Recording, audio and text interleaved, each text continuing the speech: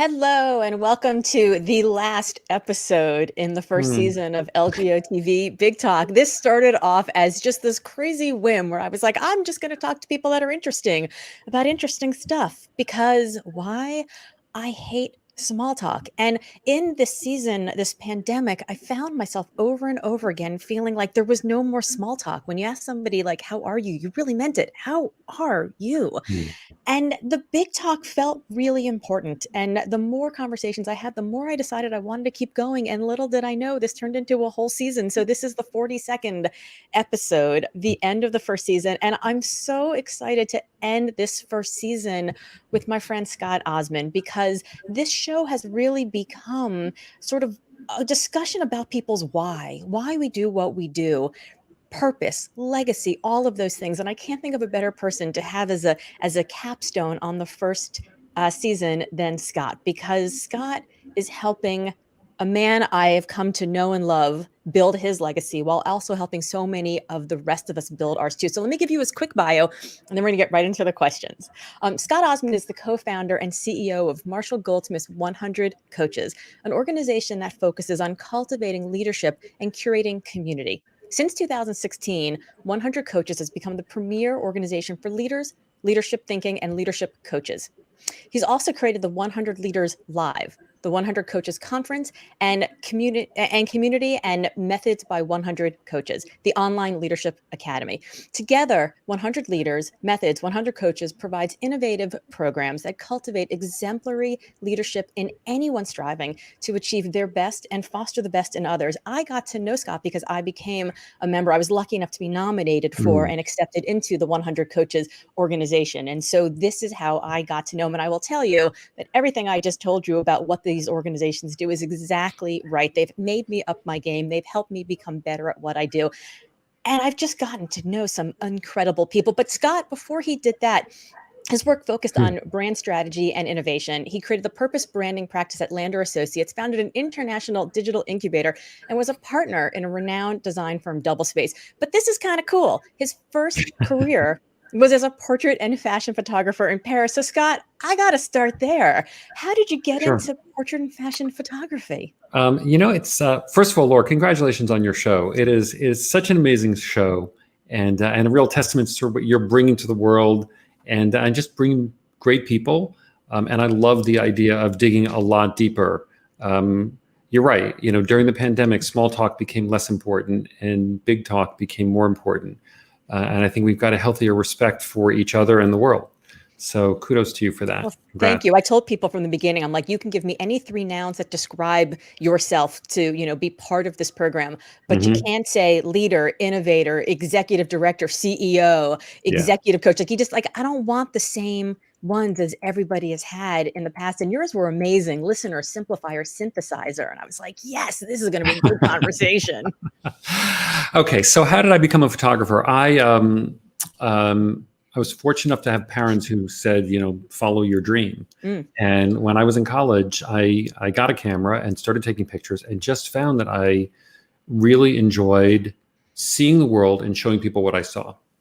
I went after college. I went to work in New York for some of the greatest photographers in the world.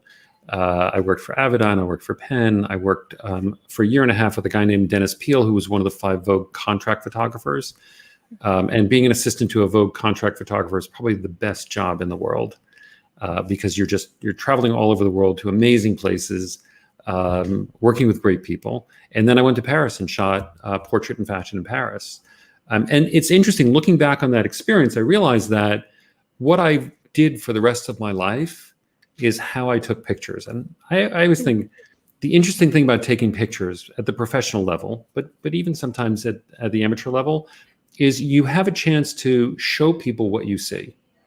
And for me, taking pictures is the equivalent of listening. So I was synthesizing and listening, right? Seeing and synthesizing what I heard and saw in the person, particularly in portrait photography, and then presenting back to the person how I saw them, right? And really being able to show them maybe a way of seeing themselves that they hadn't considered before.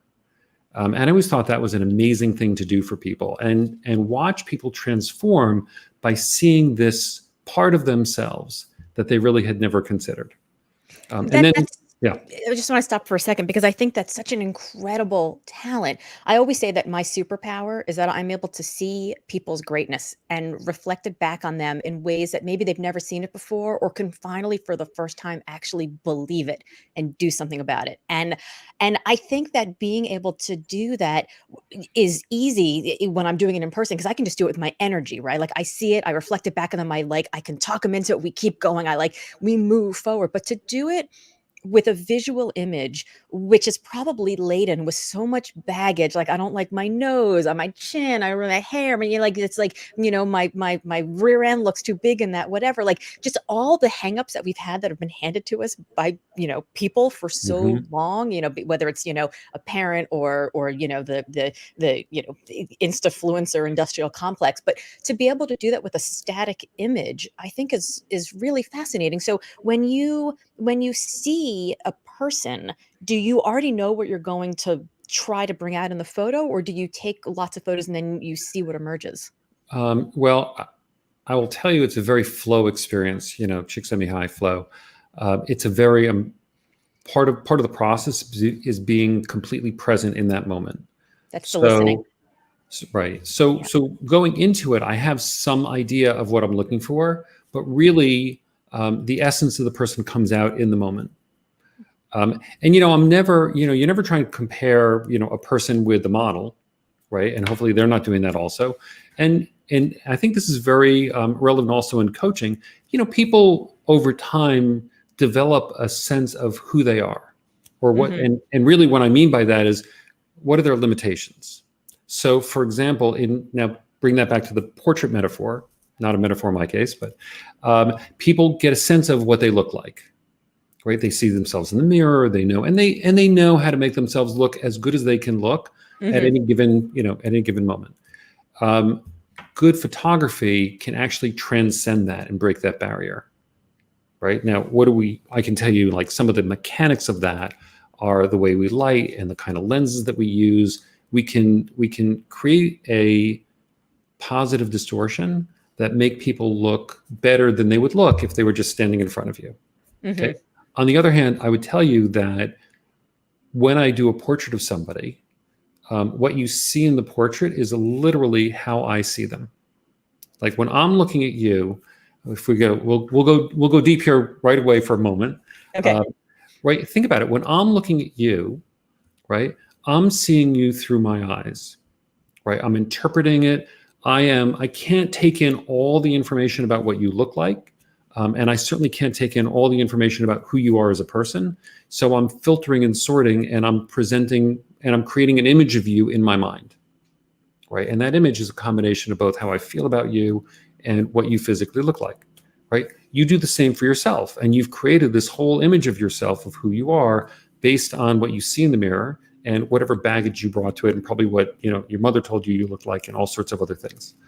Um, in a portrait photograph, we can peel away a lot of that, and and a portrait photographer has the ability to show you in a way that you may never have considered seeing yourself before. And actually, taking away from my own work, but think about Richard Avedon did this amazing series of portraits called, I think, The Americans, where he took normal Americans, any American, put them on a white backdrop, photographed them with his incredible light on his, with his amazing tools, but more importantly with his eye, and really elevated everyday Americans to a exalted status, and showed people that they are as important as anybody. And I think that that's the possibility with photography. And fortunately, I think that's a lot of what coaching does, is help people see beyond the limits that they have for themselves, and find their potential. Yeah, I think it's impossible once you see yourself through someone else's eyes, whether negative or positive, it's impossible not to take some of that on. And I think, unfortunately, a lot of us take on the negative stuff, and we hear more of that, right? Because we listen for more of that. I think, like if you go into a performance review where you have a conversation with a parent or a loved one or somebody, and you feel the negative much more, so that sticks with you more. Hmm. So it's that Yeah. I've never thought about the correlation between that and portrait photography, where you can show somebody how you see them in this way it's undeniable because it's not a painting, right? I mean, you're not changing how they look. This is them. You're just using the tools that you have to Yeah. elevate parts of them. There is a funny sleight of hand in photography where you think that a photograph is an accurate representation of reality, but it's a highly manipulated representation of Hmm. reality. What you're cropping, the way you use light, the way you use the lens, the way you use exposure. It's very, very manipulated, and yet it feels and looks real because we've become accustomed to seeing it as real. Yes. Yeah, I mean, I guess that's part of sort of the Instafluencer world, right? Where it's like if you stand a certain way, there's a thigh gap. Suddenly now you're like the person who's telling everybody how to lose weight when that's not Right. actually what your body looks like. And it's dangerous. It's dangerous if put in the wrong hands. I think I had a neighbor once who was going to be on the cover of the New York Times Magazine, and the photographer came to take a photo of him. And afterwards, I asked his wife how it went, and she said, "Well, it was kind of interesting because the photographer came in and he said, 'Look, I got to tell you, we don't get any direction about how to take this photo. We're just told make them look good or make them look bad.'" And I was like, "What? Wow. What did they say? Of What was yours?" And it was make him look good. So that was a good course. thing. But I thought that was kind of fascinating. Is just the editorial thumb that's put on the scale in photography. So yeah, I mean, I guess that does make sense that there are sleights of hands that you can use, and that's interesting. Do you think that correlates then to sort of how we work when we're coaching people or when we're being coached?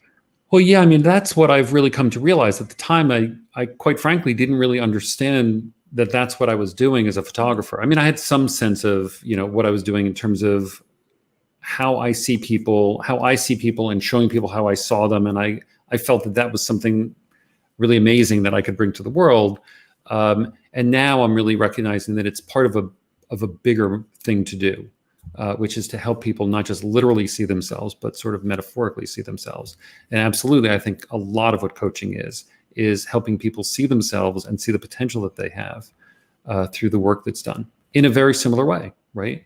So, a good coach, the first thing they have to do is listen, right, and hear who the person is and make that person feel like they're being heard, right? And then I Mhm. think a good coach, at least from my experience, has to synthesize, right? They have to look at they have to listen to that person, hear what's going on with them, see them in the context of what's going on in their world and the world, and then at that point they can come back to them and say, here's what's possible, and here's what you need to do to reach that potential. I think that's kind of the essence of great coaching. Did you get great coaching when you were growing up, when you were young, and when you were, in school or young in your career? I don't, to be honest with you, I don't feel like I ever got great coaching. I had some good mentors, but now that I've been exposed to the kind of coaching that we all are exposed to, I realize that the potential of good coaching and really bringing people out in a much bigger way is something that I didn't have that much exposure to. I was an entrepreneur for most of my life in some form or another. I'm always creating something.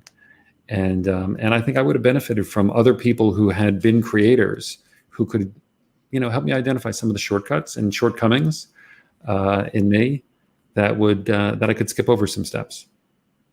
Yeah, I find I'm the same as you. I've always been an entrepreneur, and I thought, as most entrepreneurs do, that you just like you shoulder the wheel, muscle your way through, like keep going, right? It's just this Mhm. unrepentant optimism that it's gonna work out.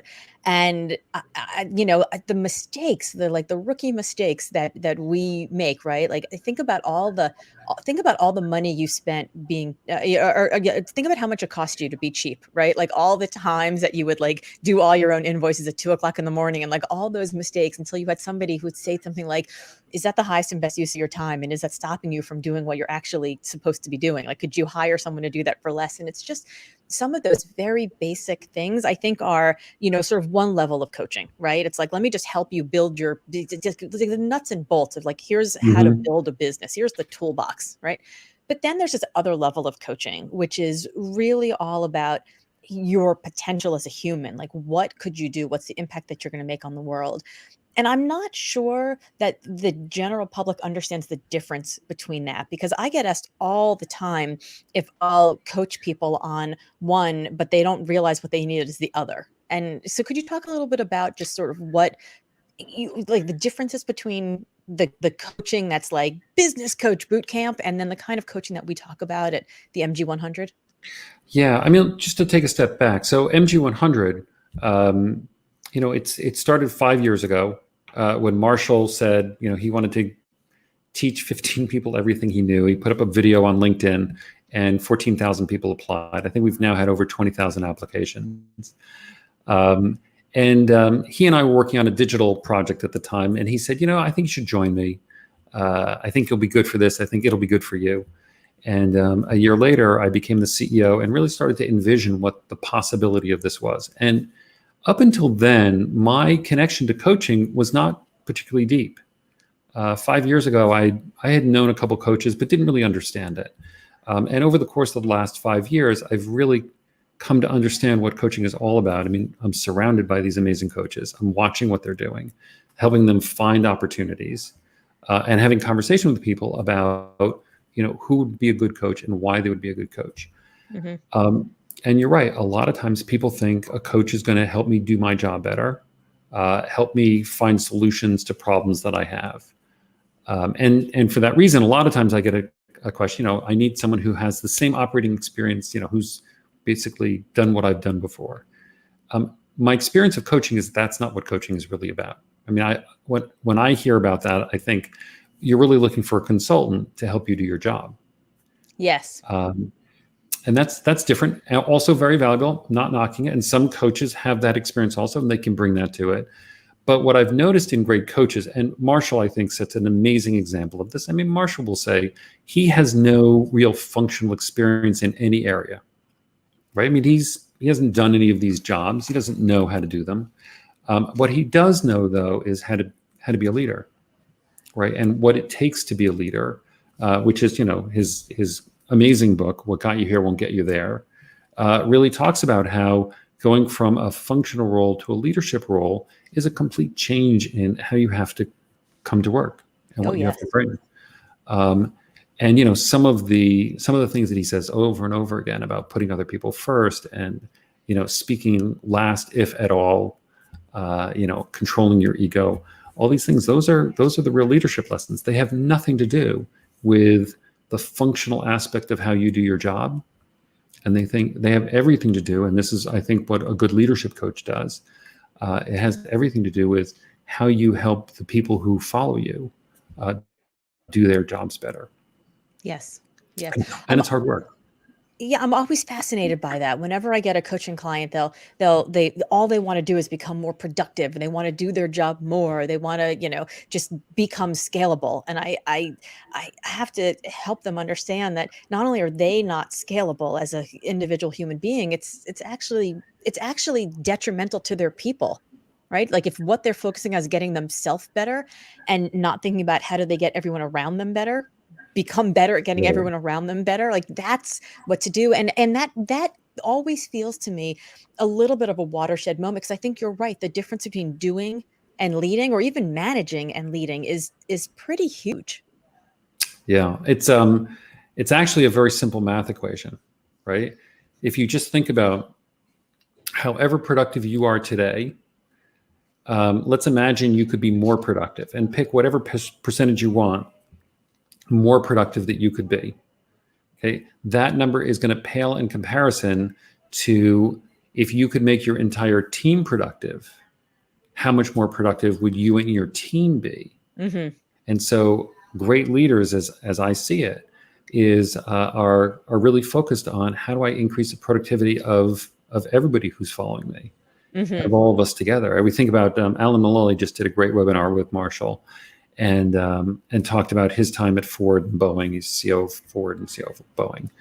And Marshall will say, I'd call Alan up, and Alan would get back to me in minutes.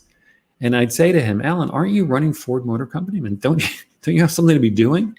And he would say, listen, if I'm doing my job right, I should be able to leave early. right? If I'm empowering the people who report to me and giving them the room to do their job well and just setting the vision and giving them the tools they need to be successful, then it's a lot less work for me and everybody's more effective. And I think that's real truth. Yes, yes. I think, one of, as you know, I had Alan on the show Yeah. earlier, and, I was actually reflecting this morning about how I do the show at 10 a.m. Eastern time. And Alan lives on the West Coast, and I sent him an email, and I actually said, I do it at 10 a.m. Eastern. I do them live. I know that's pretty early, your time. I guess we could do it another time if you really want to. He's like, no, no, no. This is how you do your show. We're going to do it your way. And his whole thing, when he goes through his tenets of working together is love them up, right? You got to love them up, love Mm-hmm. your people. And I'm always fascinated every time I send out a newsletter every Tuesday morning. And every Tuesday, 5 minutes after I send out the newsletter, I get an email back from Alan saying, great one this time, or loved this article. Or, I mean, he spends his time shining light on his people, right? I don't work for him. He's not running Ford or Boeing anymore, but he still has people, and just the way that people feel when you shine your light on them, it makes me, every time I sit down to write my newsletter on Monday, I think Alan Mullally is going to get this tomorrow. It better be good. Like, I want to make it better because I Yeah. know that he's reading, right? Like that sort of thing. And I think being a leader who makes your people just want to be better is an incredible, we think it's a gift, but it's really a skill. It's one that Mm-hmm. he's honed over time. Yeah, it is a skill. I think all these things can be learned.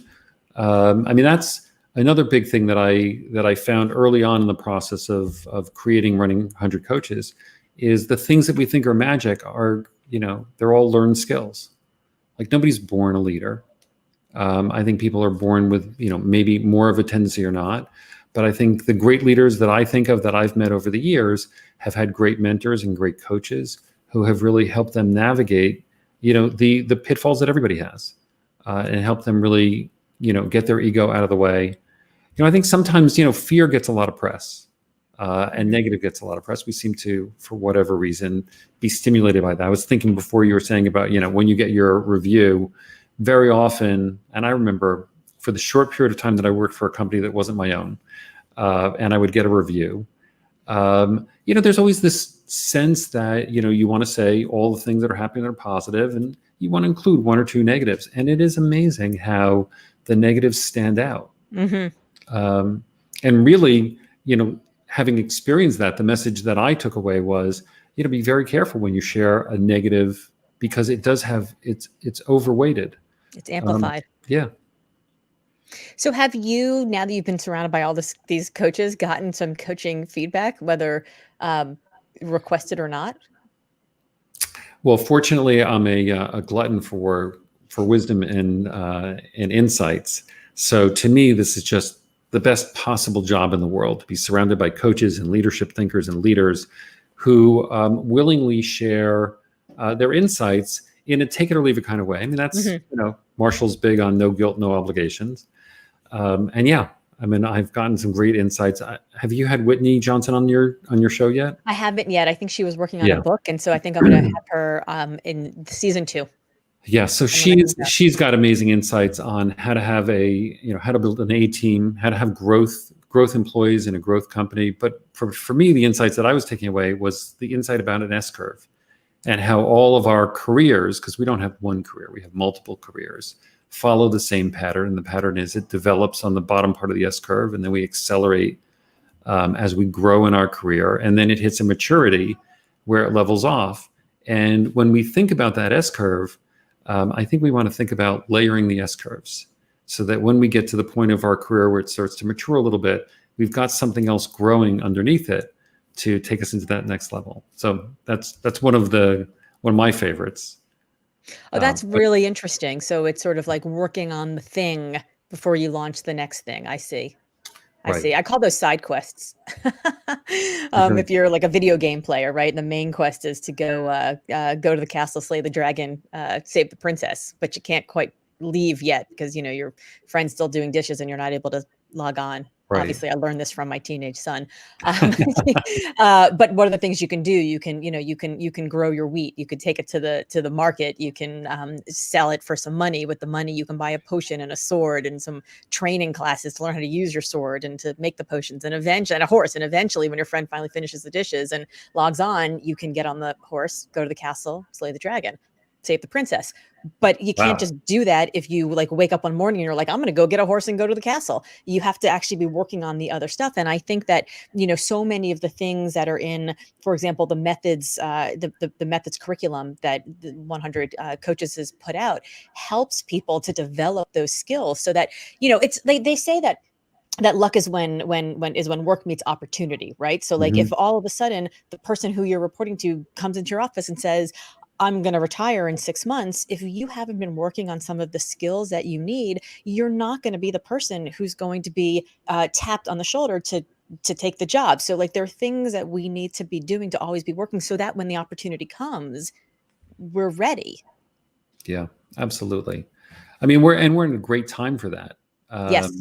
I love the access we have to information and knowledge. As you mentioned, we just launched, I guess last year, the methods program, methods of, I think it's methodsof.com, methods of leadership. All of this is part of this 100 coaches universe, which, as you mentioned, is like the Marshall Goldsmith legacy.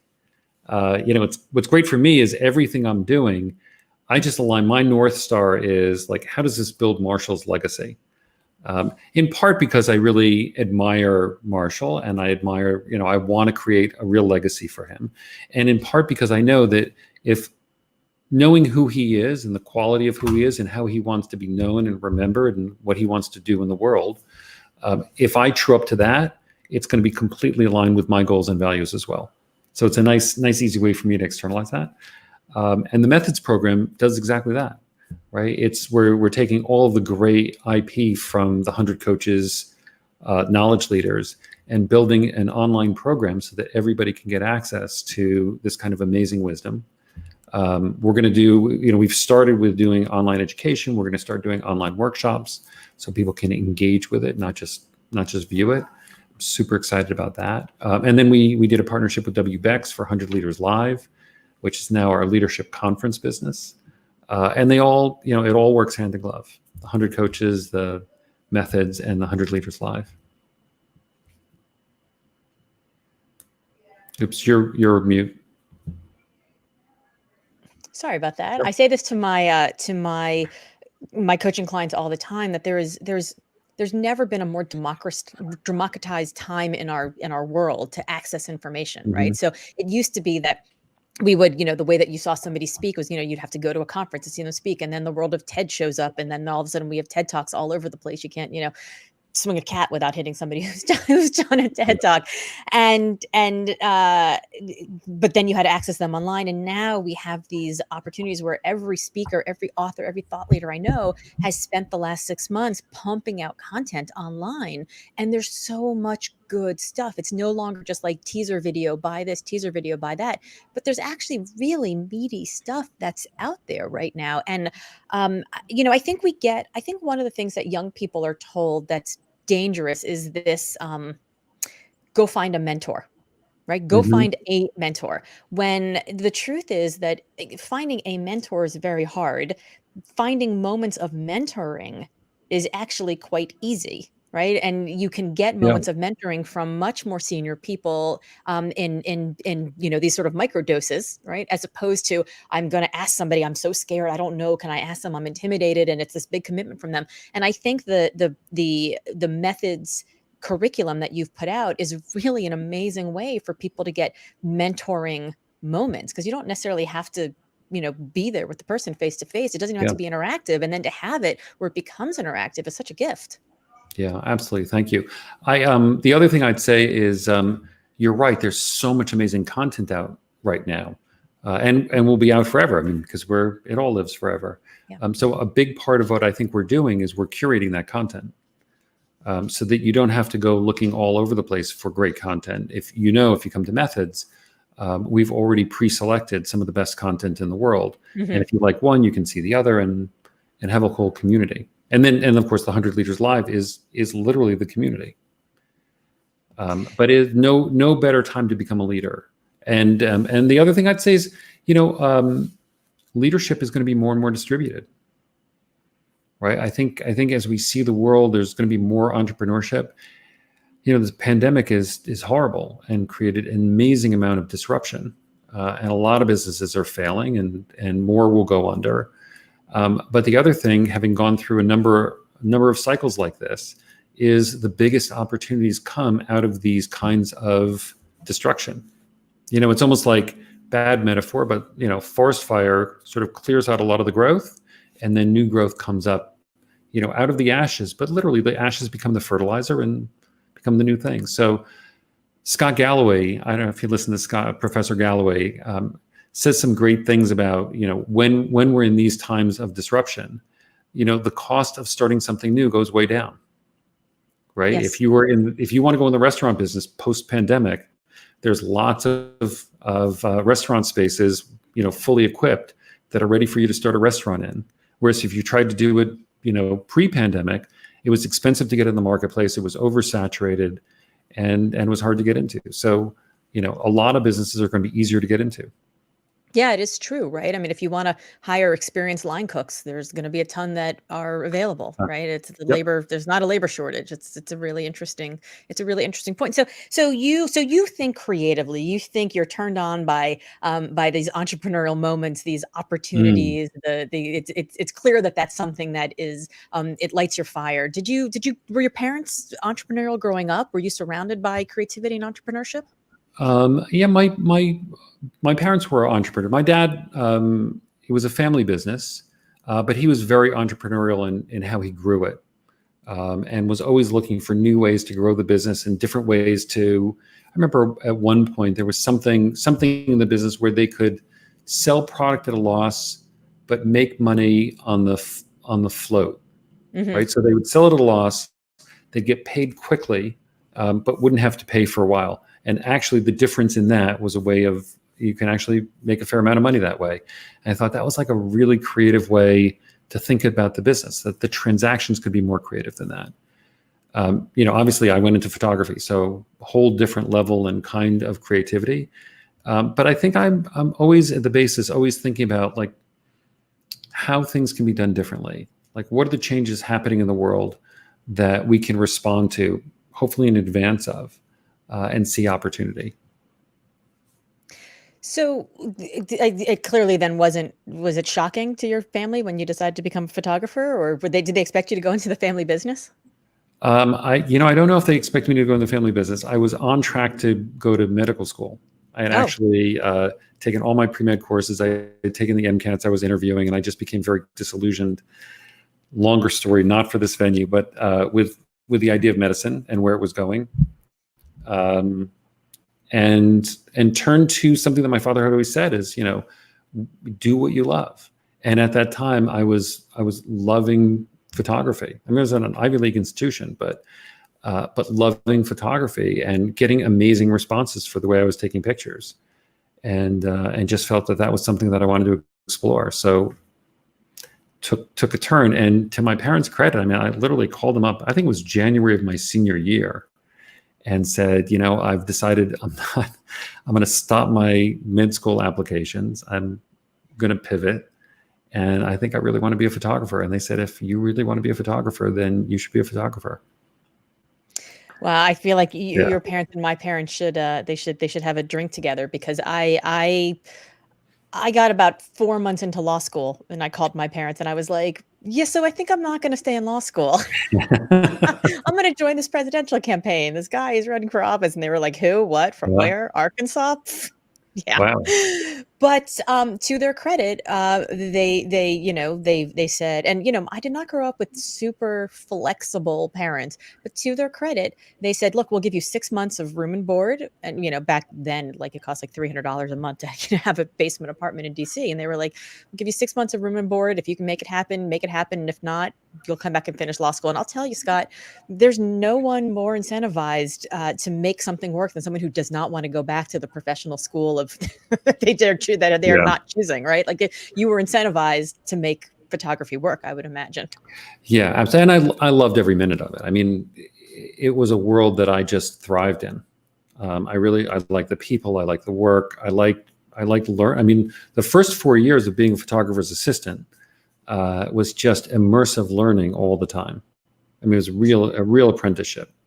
And what does that entail? I mean, is that you're watching them figuring out the lighting, the setup, the whatever, you're getting coffee? I mean, is it sort of is it just like a million, like, the Devil Wears Prada, like a million girls would die to have this job, right? You can, like, you learn and you can do anything, or are there lots of you? Like, what is it? I don't really know what it looks like.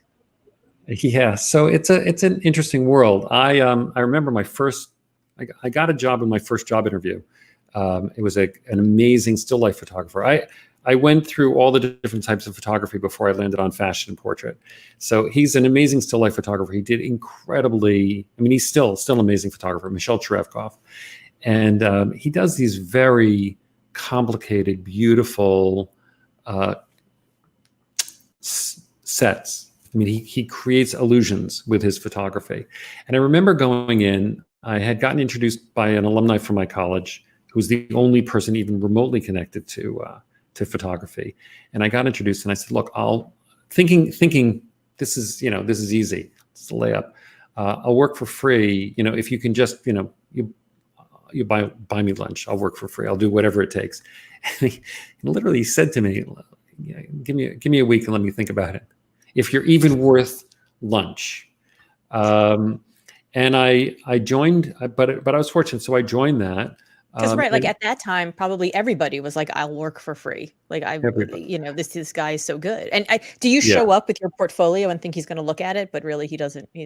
That's I sadly, on that occasion, I showed up with my portfolio, and as soon as he started looking at it, realized how embarrassingly bad it was. Because in the context of his work and at the level he was working at, again, I was super fortunate. The first job I got in photography was with, a world-class photographer. yes. And then I just literally just started at the bottom. I mean, was, cleaning up and just watching how they set up their still lives and how they went about working with a client and doing the work of coming up with an idea and making it real. And then from there, I worked my way up to first assistant at his studio, probably in about a year. And then I left that studio and then could continue on as first assistants wherever I went after that. So after that, I worked for a guy, a great, they call them illustration photographers, but it's really just creating scenes with real people. His name was Steve Steigman, and he did this iconic photograph. I think I was on set. It's hard to remember sometimes. I don't know if you remember Maxell tapes. Mm-hmm. Yeah, with the guy being blown away. He shot that picture. Wow. Yeah. And you think you were on set for that I was on set for that. I actually had that poster hanging in my room when I was in college. I had that poster hanging in my dorm room. If I wasn't on set for the first shooting of it, I was definitely on set for we often do like a remake of it. So I worked with him for a year and learned how to bring character out of people. And then I did some freelancing. I worked for like Avedon for a few days and Penn for a few days and people like that. And then ended up with a guy named Dennis Peel, who another extraordinary photographer. I worked with him for a year and a half as his first assistant. And that's where I did all the work with Vogue and Self and these just amazing magazines, and also iconic commercial shoots. And this whole time, are you applying? I don't know what the term is. Are you throwing your hat in for, to become the next one of them? You're trying to get these big contracts and start shooting, or are you still thinking, I mean, is this as far as you think you're going in the photography world? Well, no. So as an assistant, you're always working towards building your own portfolio. Mm-hmm. It's really hard to work and assist, because assisting is really a full-time job. But on the weekends, mm-hmm. you build these relationships with the modeling agencies and the hair and makeup people and the clothing, stylists. And on the weekends, I would go out and do my own shoots. Right, because they need portfolio also, right? So they need to be able to show their stuff. So I'd imagine there's quite a bartering agreement that goes on between everybody. Absolutely. And and like anything, you work with people who they're new, they haven't worked before, and many of them end up becoming massive supermodels. Hmm. And so it's fun. You sort of grow up in a whole community together. And then for photographers, very often, because it's a little longer arc than the other people in the profession, we would go to either Milan or Paris and build our portfolios in some of the smaller magazines, Hmm. and then then come back to New York and work for bigger magazines. I So at fell in what love with point? Paris and stayed there a lot longer. Oh, well, yeah, I mean, Yeah, Paris is easy to fall in love with. yeah. That's for certain. I I have just a very quick, funny Milan story. We did a long weekend in Milan before Christmas a couple years ago, and we ended up having to check our bags, which we never, ever, ever Hmm. do, and our bags get lost, right? And we actually had tickets to go to La Traviata that night. And I'm a huge Wow. opera fan. La Traviata was the first opera I ever saw, and I was like, I couldn't wait to like take my children to go to see it in Milan, right? Like this is Yeah, the most that's incredible solid. experience ever. And they lose our luggage. So we're there and we're like in our jeans or pajamas. We've like overnight on the airplane and we're looking around. We're like, well, we're in Milan. I guess we need to go buy clothes, right? The fashion capital of the world. Let's go buy clothes. And it's like a smash and grab mission because it's basically like 20 minutes to curtain. And we go and we get this clothing and we walk in and, we are just like, we just look like ragamuffins. I mean, like so totally unkempt. But it was absolutely incredible. But I tried to be fashionable in Milan and it was just lousy. It was awful. Yeah, So why did you anyway, that's a super yeah. random story. But you do what you can. So why did you leave photography? I think I felt I had gotten as far as I could go in photography. I realized I was never going to be a superstar, and I probably could have good solid career as a photographer.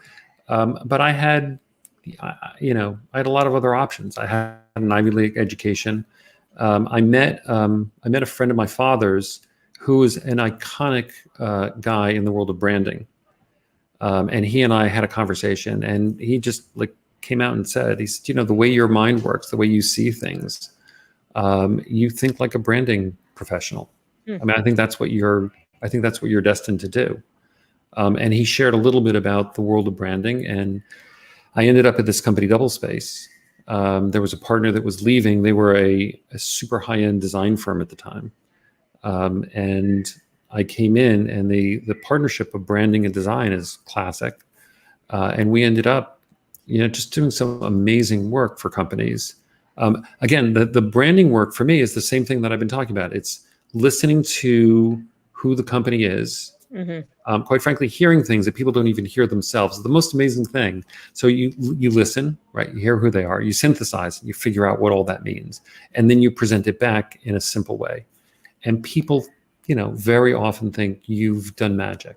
Yes. They're like, I never thought of that before. And Yes. I'm thinking, because I'm a professional, I'm not saying it, but I'm thinking, I just told you what you told me, Yeah. Yes. right? Yes. I did not make up anything about your company that you didn't say. I just heard it in a way you've never heard it and presented it back to you in a way you've never heard before. Yes. Yes. Um, and again, like, I just find it so fascinating now because for me, we've gone from I do that in photography, I did that for 25 years in branding, and now the coaching work is the same work, Yes. right? It's the same thing. Yes. And I think that's hard. I mean, when I first started my career in executive coach, I remember a senior partner walking in at the end of the day. She'd been, out of the office all day and she just looked like, I don't know, like she just got the worst news in the world. And I was just like, are you okay? Like, what, are you all right? She's like, oh, I'm just exhausted. I've been listening all day. And I remember Mm, my 25-year-old self thinking, listening, whatever, like how hard can that be? And then I learned how to really listen. And it is exhausting because you're listening to everything that's being said, you're listening to everything that's not being said, you're watching the body language, all of it. Like it's experiencing the emotions with them when you're actually really there. And I get that a lot where people say the same thing to me. They're like, wait, they're like, you just like that, you just figured out that pattern that I've never mhm. seen that before. And it took me years to feel like people weren't like just blowing smoke up my ass because it seemed so Right. obvious to me. Like when you actually really listen, things become much more obvious. Right. Right. But of course, superpowers are like that, Yes. right? Every superpower seems obvious to the person who holds the superpower, Right, right. right? Well, I and then mean, I think what happens is we discount them, right? Like we yeah. discount them. We think, well, it's obvious, it's easy. It's not easy, but like you learn how to make it easy over time because it's the thing that you do. So you over index on it, you double down on it. And then when somebody tells you it's something that you can do well, you're like, ah, no, no, no. Like we put more, why do we, I mean, we end up putting more stake in the things that are harder for us. And I often wonder if that's, sort of part of the problem, right? That we're not following the thing that we love to do, right? We are doing the thing that continues to cause us challenge. And in some cases it's good because it means you're investing in your passion, right? You're letting it knock you down and Hmm. pick you up and have its way with you before you actually figure it out. You're not following your passion, you're investing in your passion. But also there I think being able to draft a little bit on some of the things that we're good at helps us to figure out the next thing as well. Yeah, it's so funny. As I'm listening to you talk about, I'm thinking about, like, we know from how a leader leads a team, right? A leader would lead a team, and they would want all of their players to be in the place where their superpower is, right? You're not going to take somebody who, has amazing organizational skills and put them on and give them the task of thinking out of the box, Hmm. right? And you're not going to take your top creative person and making them your account manager, right? So you're always optimizing that way. And we even know economic theory, right? You want the most productive part of your economy working on the thing that they do most productively, Hmm. right? I mean, that's the way it all works. And yet, when it comes to ourselves, we Right. don't apply the same theory. Like, we want to be good at everything. Yes. I remember with my kids, I remember having this conversation with my parents about my kids and thinking about how they, may have raised me, where you think, oh, they don't do that well. We're going to focus on making them better at that, Right. right? Whereas when you really think about it, you should be saying, they do that really well. Yes. Let's focus on really emphasizing that part of them. The idea that we should all be good at everything, Right. or even adequate at everything. Obviously, we should all know certain things, but man, superpowers where all the action is. Yeah, I've always thought How we it's differentiate. fascinating. Fascinating, right? As a kid, you have to get straight A's. You have to get straight A's in social studies, in science, in math, in English, in Spanish, in flute, or like whatever. And as adults, we're not expected to be straight A's in everything. We're actually expected to have specialities. And so I think it's really interesting that at some point we get to like pick a major. And usually it's before we have a frontal lobe, right? So we end up picking a bad one because it's something maybe we showed talent in.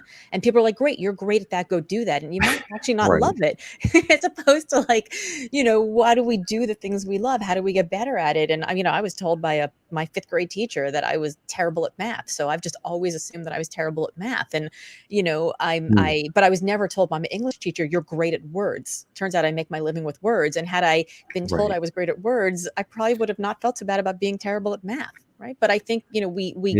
we grow up much more focused on the negative stuff. Well, I mean, not to go too much into a thing on education. There's so many skills that are important skills in life that are not part of education. Yeah. I mean, nobody says to a fifth grader, you're bad at math, you're bad at English, but man, you are the most empathetic person.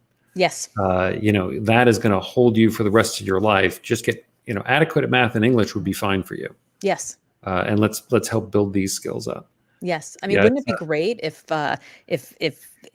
people said you could hire somebody who's good at, the English and math, but right, nobody like there's no class on leadership in fifth grade. There's no class on empathy. There's No. no class on compassion. There's You no know, class on problem solving. our friend Julie Carrier is prototyping a class on leadership for high schoolers. Yeah, she's got one up here in the greater Boston area, actually. Yeah.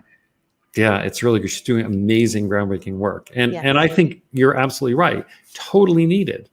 I mean, come on, if leadership skills aren't some key skills for at least some percentage of students, then what is? And the other thing, when you think about it, like, the people who are going to excel in their lives ultimately are going to need leadership skills, Yes. right? I mean, they're the ones who are Yes. creating the value. Well, and I think it's really important, not just for us as individuals to have leadership skills, but to actually be able to recognize good leaders as well.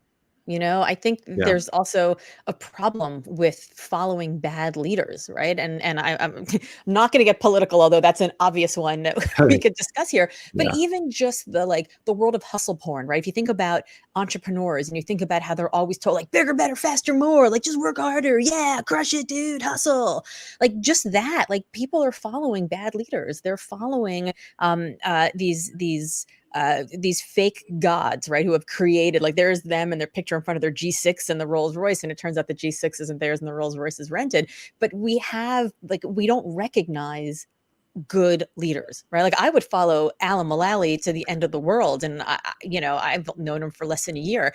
A good friend of mine worked for him as head of digital communications, and he's like, I'd walk through fire for that man. Like literally, like if he called me right now and said, "Go walk Right. through fire," I'd be like, "Where's the fire? I'm going." I mean, it's just good leader. I think recognizing good leaders and knowing who to follow and Yeah. knowing who to I mean, put I our think, faith in is important. right. I think that has to be, I mean, that is clearly part of the mission of 100 Coaches. Yes. But I was thinking the exact same thing you were thinking, because then you said more leaders need to be like Alan, Yes. right? And yet Alan is not in any way the prototype. I mean, apart from the fact of his massive success, right? And just, the metrics of his success are off the chart as a human being, as a leader, and in business, right? And yet he's not the person that you hear held up as this great leader, Hmm. right? You have all these other people who destroy things and create fear. And to me, that's such an antiquated view of what leadership needs to Hmm. be. That's really an industrial revolution leader, right? That went into the factories and got people to work harder. Yes. And white collar leaders should have made that change. But I think that this, whatever era we're in now, when I see my kids have no interest in that kind of leader. Right. Like, I mean, somebody like steps the wrong way as a leader and says something to them that they think they shouldn't have said to them, Canceled. and they cancel. Right. Yep. It's Done. over. Done. But I think that's, it goes back to what you said about Marshall Goldsmith, who, I is clearly, doing this not because he wants the fame and the glory, but because he wants to leave a legacy. And I think that it's so interesting to think about that. At the end of my book Limitless, I talk about Treasury Secretary Jack Lew, who I got to know when we were both Mhm. working in the White House, much younger and much less important. And he was more important than me at the time. I was like a peon who got the coffee for the guy who got the coffee, who maybe got the coffee for the guy who got the coffee. But Jack said something really interesting to me at that point, which was that he left this huge career potential, trajectory in law because he met Eli Siegel, who ran the Office of National Service, and he was like, Eli is a good guy who's doing good things. And I think he's going to have my best interest at heart at the end of the day. Like win, lose, fail, succeed, whatever it is. At the end of the day, I want to do interesting things with interesting people, because when you do that, you increase your optionality. And I didn't realize until he said this to me just a few years ago, but I was like, I think that's how I've made every career decision I've ever made, is just do interesting things with interesting people and increase your optionality when you Mm. go through. And I think that really sounds like a lot of why you sort of threw in with Marshall on this. It's like, he's an interesting guy doing interesting things. And at the end of the day, I know he's going to have my best interest at heart. Yeah. Yeah. I mean, Marshall, one of the things that's super fascinating about Marshall is you're right. He's not doing this for fame. And yet he has a healthy appreciation for the power of building his brand. Of influence. Yeah. Yeah. And he's emphatic about, building his brand, and we'll share that with others, right? Everybody should be building their brand and creating their influence in order to create more positive impact, right? It's all in service of the same thing. You just can't get wrapped up in like thinking that it's really about you. It's really just about the higher goal. So do you think that's the mistake that most people make when they think about creating a legacy, is that they think they're creating a legacy about them when really it's the legacy of what they leave behind in others? Yeah, I mean, I think it's so hard not to think the world is about you, that Mhm. you're in the center of it, and to keep remembering, because it's so humbling, somewhere between humbling and dispiriting, to know that no matter how big and important you are, you're really not very big and not very important. Yes. In the scheme of things. I mean, I have to say, look, I live in New York. So you think about anybody who lives in New York, relatively speaking, not very important. And that's New York. but New York is part of the United States, and the United States is part of Western society. And there's Western society, but there's a whole Asian society that could care less about our rules, right? And they're doing their own things, and that's just in the current moment. But 100 years from now, this current, whoever's at all significant in this moment is not even memorable, right? So think about all of that. You realize that the only real legacy you can have is how you impact others. And the, that pay it forward that Marshall talks about all the time, right? The effect that you have on others is really the amplification that you get of the things that you do. Yes. And it's not going to be about you, and you're probably not going to be remembered more than 1 or 2 generations. The impact of the work that you do can really live on.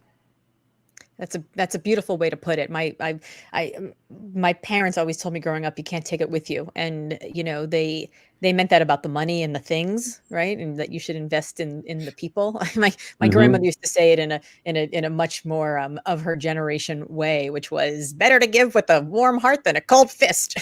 Right. Yeah. But I think that's true, right? And I think that so much of what we do can live on through other people, but it's about them. It's about how they take it and their lessons and what they do with it that is so important. And I don't know, I think it is humbling. It is a little depressing and a little dispiriting, and also incredibly inspiring to think that if the things that we do well live on in other people, then, it doesn't matter so much about the day-to-day screw ups, right? It matters sort of overall, like directional. Like, are you leaving the world better? Right. It's humbling and liberating. Yeah, that's better than depressing. Yeah. I'll take liberating. Yeah. I mean, and you were saying, you can't take it with you. And it just occurred to me, but you can leave it all behind. Right. And if you thought about it, instead of saying like, oh, I can't take this with me, that's like, you're driven by like, I just want to leave as much as I can behind. I want to impact as many people in a positive way as I possibly can. Yes. I want to inspire people to go on and have great lives so that they will inspire other people to have great lives. That's Marshall's message for sure of what it means to have a legacy. Is that yours also? Absolutely. I mean, that's, for me, the amazing thing for me, going back to your question of have I ever had a mentor, Marshall has set an example for me that is a combination of a great example and I think just completely aligns with my values, known and unknown. Right? Known and unknown. Right. There are things that I knew about myself that perfectly aligned with what I'm doing now and how I'm doing it with Marshall.